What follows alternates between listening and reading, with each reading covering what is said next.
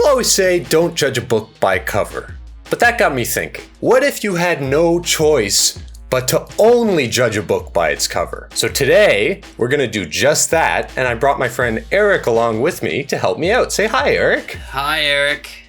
How are you doing today? Oh, I'm good. I'm very nervous and excited, but thanks for having me, Stabilize. So to give everyone some context, what we're gonna do today, how would you rate your anime or manga knowledge on a scale of 1 to 10? I know Pikachu is the color yellow. Yes, okay, so this will be a ride for sure. So these will be the covers for the first volumes of different anime/manga that I've removed all of the text from. Okay. What I'm gonna ask from you is to give me the name and then some plot details. Who's it about? What do they do? What kind of adventures are they going on? What's the goal, right? The last thing I'm gonna get you to say is if you would be interested in reading it yourself. Yes. And I'll do you one even better. If I will give it to someone else. If I will lend this to a friend. And we can decide which one's better, your story or the actual story. This is like Mad Lib's manga. Exactly. Okay, well, without further ado, I'm sending the first cover to you right now. So what manga is this, and what do you think it is about? This is called Dragon Riders. Dragon Riders? Yep. So who's our main little dragon rider on the front here? Dragon Rider, this is Mark. And Mark is a white belt. He's brand new to dragon riding. His new dragon is a little goofy, can't see very well. It's cross-eyed. Mark's also a little cross-eyed, so they had that going for each other. He woke up early that day. His mom didn't get a chance to comb his hair, and they're off on their first dragon riding adventure. And they're already blowing smoke up in the air. Look at them go. Okay, so Mark the Dragon Rider. In this world, you're saying it's like a rite of passage to learn to ride a dragon. Yes. Yep. What's his dragon's name? His dragon's name is Poe. Okay. What else do you think happens? Do you think he learns to ride his dragon? What is the purpose of riding these dragons? What's the greater goal of the series? Well, the greater goal is to leave town and grow up and find a new place to live with your new dragon, but only if they can get along and ride successfully. Otherwise, they will crash into the Atlantic Ocean and fall into the depths next to the Titanic. That is pretty brutal for like a 9-year-old kid, but we'll take it. All right. It's a rough society. They throw their kids into the unknown right away. It's a dragon eat dragon world. What can we say? They graduate from grade 3 and they're stuck on the back of a dragon and sent off into the ocean. Perfect. That is Dragon Riders. That is Dragon Riders. Okay. I would read that up to volume 2. Because volume 1, he'd find an island, and volume 2, he'd build a house, and then I'm like, I'm good. I can imagine. It gets kind of boring after that. He'd learned to ride the dragon. You don't really care anymore. He took up pottery as a hobby. It was just kind of, it got a little dull. Would I lend it to a friend? I would show them the cover. I'd be like, this book, Dragon Riders. Go get it yourself if you're interested, but don't buy any more than volume 2. Okay. I would love to say that you're close. I would love to say that so much, but sadly I cannot say that. This is the cover for Dragon Ball. Yes. Did you really not recognize this as Goku? I recognized it very similar to Dragon Ball. I like the hair was like, oh, that's Dragon Ball. Mm-hmm. Dragon Ball Z, but I didn't know there was like a Dragon Ball without the Z. I thought it was just Dragon Ball Z. Yeah, so is this Dragon Ball A? And then there's B, C, D, E, F, G, H. Here, they sort of split it in half between when Goku is a kid and when he's an adult. So they sort of marketed it more as like Dragon Ball Z, this big fighting muscular thing for like more teenage kind of kids, right? Yes, because we all love Teenage Mutant Ninja Turtles and we love muscles and Superman. And we like to fight and hands-on. It's all about fighting and being strong and all that good stuff. The main story of when Goku was a kid in the original Dragon Ball is he finds what is known as a Dragon Ball, right? It's just like this big orb with stars inside of it. Okay. And he meets this girl named Bulma, and she says, "Hey, I'm looking for all of the Dragon Balls. If you collect them all, you get your wish granted by a dragon." And Goku says to her, "No, this is my Dragon Ball. I found it. It's mine. I'm not giving it to you." And she says, "Okay, well, at least you could come with me on this awesome adventure to find the rest of them, right?" And he's like, "Okay, that sounds pretty cool." Eventually, he becomes like a martial artist and like enters a martial arts tournament, and that's sort of where the whole fighting thing starts. But for the most part, it's him and Bulma just going around finding Dragon Balls. So what you're telling me is Dragon Ball is about a boy who won't share his marbles? It pretty much, yes. I know Dragon Ball from the fighting games where you just like really fast, but I did not know there were actual dragons in it, so... Do you think you would read Dragon Ball? Does it sound nearly as exciting as Dragon Rider? I would read Dragon Ball just so I'm not embarrassed next time when someone goes, "You haven't read Dragon Ball? I can't believe you haven't read Dragon Ball." Honestly, you could just start with Dragon Ball Z and just watch that, because that's what I did. Don't tell anyone. I wish you were close, but you were not very close. That's okay. Let's hit me with another. It's okay. Yep. We're going into number 2. What is this series and what is it about? Okay. This is the Frog Master. It's about a young boy who's still, his teeth are still coming in. He's very young. He still has to like chew on things to get that tooth pain. He's teething? Is that what you're saying? He's teething, yeah. In this town, the children still teethe up until 13. Of course. But once they're finished teething, they are able to go into the mystical forest and meet the great frog lords. Mm-hmm. It's Red Toad and Green Toad. Very creative. Okay. Who live in the forest, but Red Toad is evil and Green Toad is nice. And the children of the town are to choose which toad they'd like to align with. Oh, it's like Hogwarts almost. It's like Hogwarts, so it's like Toadwarts. Okay? It's Toadwarts. Oh, that works so well. And once they have chosen a side in Toadwarts, then they are sent out on frog missions, and they do missions for the frog lords. So the red missions are kind of evil. It's like kind of you're hurting people. It's a little more violent. The green missions are like, like some diplomatic missions that you have to go on. Okay. So this boy he's all packed up with all his gear. He's got a lot of weapons, and his name is Nathan. That's Nathan. That's Nathan. And he's gonna run out into the forest. I think he's gonna choose the red toad. I'll be honest. I think he's gonna choose the red toad. So, it's a lot to unpack there. What do you think happens to Nathan? So you're saying he goes out, he chooses the evil frog lord. Does that have any repercussions? Like what happens in Nathan's story?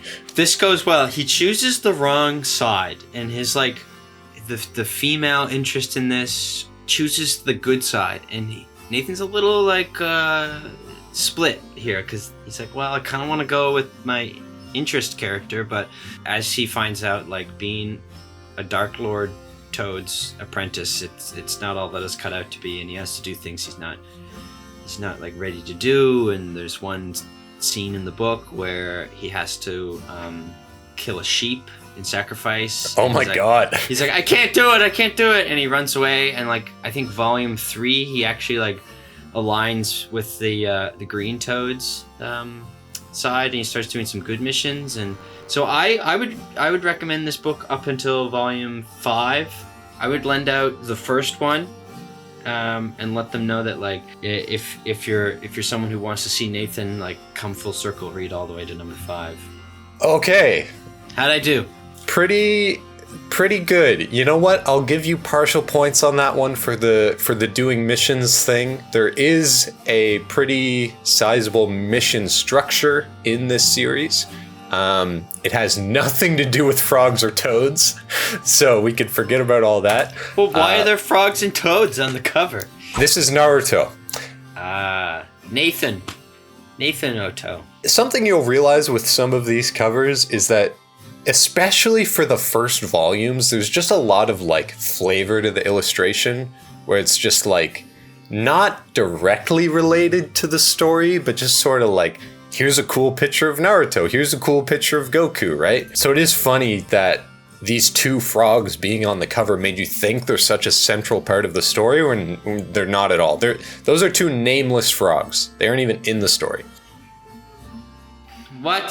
So what Naruto is actually about, the night of Naruto's birth, a giant nine-tailed fox demon is attacking his village. And the leader of the village, to save the village, his name is the Hokage. He's the fourth Hokage. And he seals this giant nine-tails demon inside of baby Naruto, like as he's being born, basically. He grows up sort of feared and bullied by the village because he has this demon living inside him and everyone remembers the attack. And he's sort of just labeled as an outcast. So it becomes a story about him trying to prove himself and show that he's more than just what is inside him, being the fox demon. So is that why he's teething? He is not teething. That is actually a scroll in his mouth.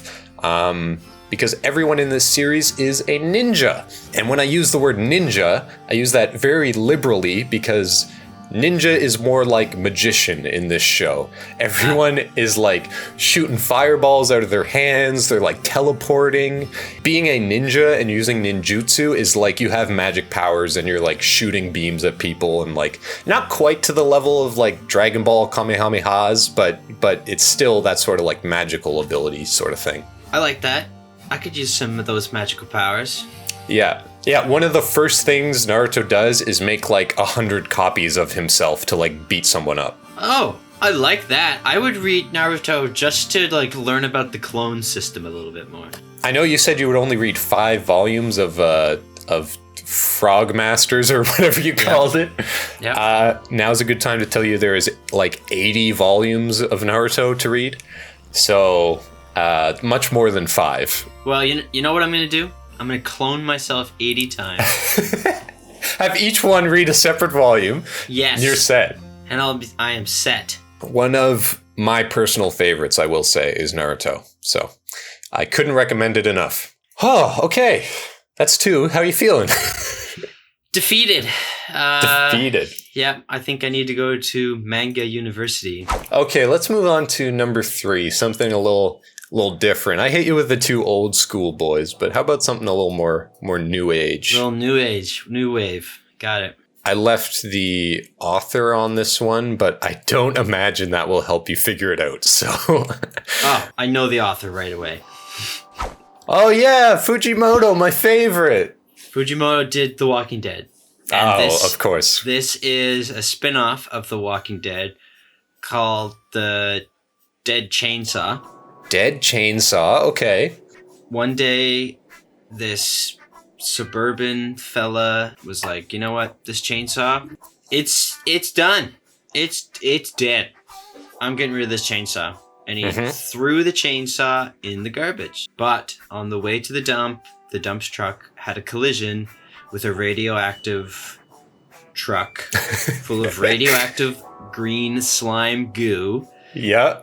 And the green radioactive slime goo landed on the dead chainsaw and also a nearby pedestrian named Luke. And he became the Walking Dead chainsaw. And now he goes around and slices people up with his slimy goo chainsaw arms and head. He's just like trying to live his normal life. Like he went to Google and they were like, "Get out of here!" And he's like, "I'm sorry, I didn't mean to break the computers." It's like Edward Scissorhands. Like he's just like this all the time now. He's just walking around with chainsaw arms and trying to continue being a normal person. I'm so misunderstood. and all of his exile and like he's like a monster now and no one wants to talk to him. So all of a sudden this crime lord comes up and like tries to like convert him over to like this evil dark life as a henchman, but he's conflicted. He's like, no, but I'm misunderstood, and like that's like the arc that he goes into. Interesting. Very, like you said, Edward Scissorhands, but with like a Teenage Mutant Ninja Turtles sort of origin. I kind of like that. That's cool. Because Luke from Google, he's never touched a mechanical object other than technology on a computer. Right. Okay, so he kind of has like two paths in front of him. He's like, I can either use these chainsaws to cut lumber and do good for the world, or I can cut up criminals and become a mob boss. Those are my two options. Walking Dead chainsaw. I would not recommend this. It's really gory and gross. I read up until the accident with the dump truck and the radioactive slime goo, and it was so just vivid, and I had to put it down. But I read the synopsis, so I know what's it about. Yeah, I'll give you a couple partial points. This cover is definitely more telling than the other two were, because this series is called Chainsaw Man. Oh my gosh. Believe it or not, what you see is what you get. I could have came up with that one. You really could have. I was hoping that you would just get this one as a shot in the dark, but you were close. Dead Chainsaw is close. So essentially what this series is about, it is about a guy who turns into the chainsaw devil you see on the cover. His name is Denji. He lives a life of poverty because his father owed a bunch of money to the Yakuza and then took his own life. So he left Denji with all the debt. And Denji's only friend in the world is Pochita, who is a chainsaw devil. I use the term devil very loosely. I'll find a picture of him. Oh, that is a very different art style. Pochita looks like a Pokemon for a new Pokemon game. He really, really does. Not all the devils are that cute, I promise you. So basically what ends up happening is the Yakuza betray Denji and they kill him, but Pochita is able to fuse with Denji and bring him back to life as a half man, half devil. So he is able to transform into Chainsaw Man and slice up all the bad guys, kill all the Yakuza members, and then just sort of retract and go back to being normal Denji. This causes him to be recruited to what is called the Public Safety Division, which is essentially a devil hunting division run by the Japanese government. And it's about him going on to live some semblance of a normal life. He has a warm bed, he has good food to eat, he's super happy and thankful to be out of his poverty-stricken life. But it also means he has to use his powers to hunt devils for public safety. That's like his job now. So as you can imagine, that's pretty dangerous, and he gets up to all kinds of hijinks doing that. Wow. You know what? No offense, Tatsuki Fujimoto, but not gonna read it. Too much for you? Too much for me. A little too political. And you know what? You were on the nose when you said it's very gory. He does literally cut up everyone he meets with his chainsaw arms, so it can be a lot sometimes. I think I like my Edward Scissorhands approach. Just a guy trying to live a normal life. He's got chainsaws waving all over the place. Like, nice to meet you. This one might trip you up. Let's see. Oh, yeah, because the other ones didn't. What do you think this series is? Well, if it's anything like Chainsaw Man, this is Punch Man! Could be. He punches holes through people's chest. He saves the world from monsters with 4 eyes and sharp teeth by punching holes through their chest. He's Punch Man!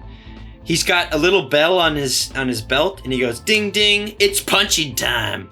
And he goes, boosh, and punches right through people. So he just one punch straight through that guy. He's One Punch Man. One punch there you right go. through. He also looks like Mr. Clean, and he's got his little rubber gloves on, so he's like, in his spare time, he's a dishwasher at a restaurant. Until someone goes, One Punch Man, we need you! And he goes out through the top of the restaurant, busts through the roof, flies and punches through something, goes back to work, and his boss is like, I can't have this anymore. These holes through the ceiling, it's a safety issue. You're fired, One Punch Man. He's like, no, I need this job. And then the last couple of chapters of volume 1 here, it's like One Punch Man interviewing for jobs. And, he's just trying to live a normal life by day and punch monsters by night. Yeah. I may have nudged you in the right direction, but it was worth it because you got it right. One Punch Man. One Punch Man. You were saying Punch Man, and I was like, he just kills him with one punch, right? And you're like, yeah, he's One Punch Man. I'm like, we did it. We nailed it. We got there. That's this. Wow. This is hilarious. I'll give you the points. You got the name. I did give you a hint, but that's okay. It was worth it. I've been good. I deserve a hint. This is actually more of a comedy series. So it's sort of a joke that no matter how strong an enemy is, he can beat them. One punch is all he needs. And because of this, he gets really complacent and bored with being a hero, right? Because no one he fights is ever a challenge. You can tell by the look on his face. I saw that discontent, but to me, that's what I look like when I'm washing dishes. So that's where I came at it from. He is just, like you said, he's not washing dishes, but he is just sort of living a normal life until an enemy pops up out of nowhere and like he saves people, but he doesn't have fun doing it anymore because it's not a challenge, right? Very similar to something like Dragon Ball Z. It's kind of making fun of the trope of like all the friends fight the enemy, but they can't beat him. And then the main guy shows up at the very end to like kick his ass. That's kind of what happens here, but like to the 1000th degree where he just like flicks them and they die after they just like killed all of his friends, basically. If you're looking for something that sort of plays on the tropes of regular anime and sort of has that fourth wall breaking sort of stuff, it's pretty funny. I'm into One Punch Man. I would read all of One Punch Man. Would I recommend One Punch Man? Yes. Wow, just like that. Just like that. I'm in. Might be because I was close. I really was close with this one. So you emotionally connect since your guess was so good. I'm gonna go buy One Punch Man right now. Wow. And we know that's a big deal because anything past volume 1, if Eric's reading it, it must be good. Let's do one more. All right, hit me with your best shot. What do you think this series is about? Ooh. There's a lot to take in on this one. This is the attack of the colossal beings. Attack of the Colossal Beings. We'll just call it the Colossals. Like, yeah, Attack of the Colossals. Okay, yep.